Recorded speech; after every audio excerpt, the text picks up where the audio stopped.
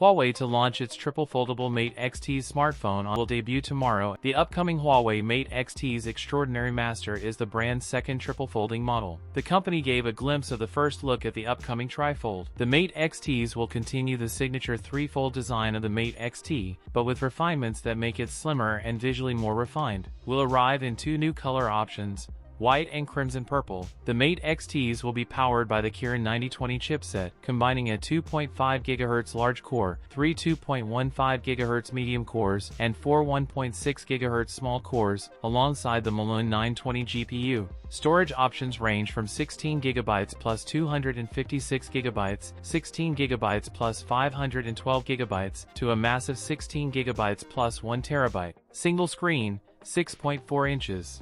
Dual screen, 7.9 inches. Triple screen, 10.2 inches. The Mate XTs will feature a 50-megapixel main camera with a variable aperture. The Mate XTs is rumored to cost the same as its predecessor in China, 20,000 Chinese yuan, about $2,800. That's it for today's video. If you enjoyed it, don't forget to like, comment, and subscribe for more content. Thanks for watching, and I'll see you in the next one.